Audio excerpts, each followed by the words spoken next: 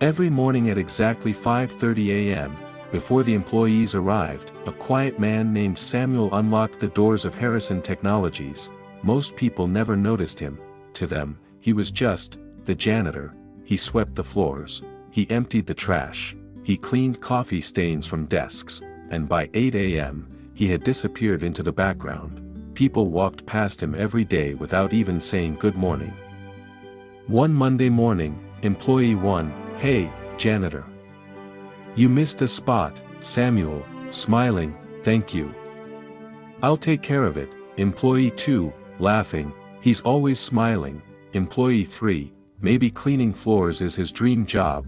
They laughed as they walked away. Samuel simply picked up his mop and continued working. He never argued, he never complained. What nobody knew was that Samuel noticed everything. He noticed the stressed accountant who skipped lunch, the receptionist who cried quietly after difficult phone calls, the intern who stayed late every night trying to impress his manager. Samuel listened more than he spoke, and because people ignored him, they often talked freely around him. One evening, the marketing manager stormed out of a meeting. "Marketing manager, this company is falling apart," a young intern sighed. "Intern, nobody listens to new ideas." Samuel quietly continued mopping the hallway. Later that night, he walked through the empty office. He looked at overflowing suggestion boxes.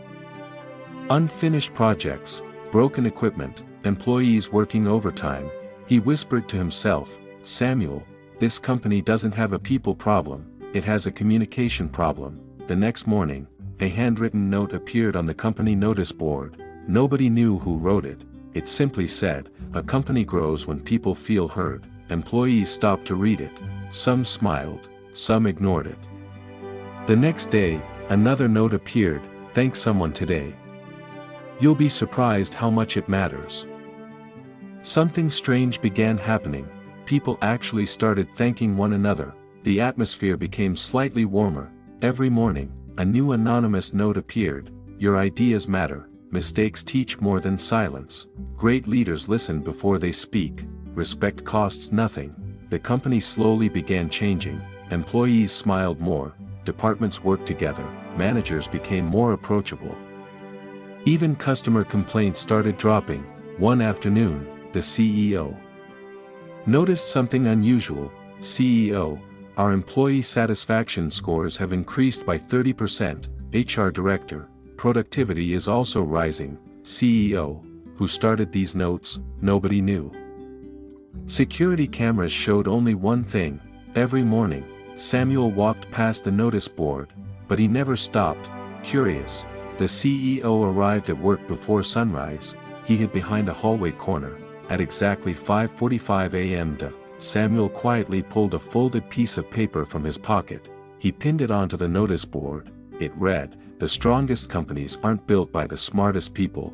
They're built by people who care about each other." The CEO watched silently. Samuel picked up his mop and walked away. Later that day, the CEO invited Samuel into her office. Samuel looked nervous. "Samuel, Ma, am I in trouble?" The CEO smiled. CEO, no. She placed dozens of handwritten notes on the desk. CEO, did you write these? Samuel hesitated, then nodded. Samuel, I never wanted credit. CEO, why? Samuel smiled gently. Samuel, because people don't always need another boss telling them what to do, they just need someone reminding them they're human. The CEO sat quietly. For a long moment, she said nothing. Then she stood up, and shook Samuel's hand. CEO, you've done something my leadership team couldn't accomplish in years. You changed the culture. The following Monday, every employee gathered in the lobby. Nobody knew why. The CEO stepped onto the stage. Beside her, stood Samuel.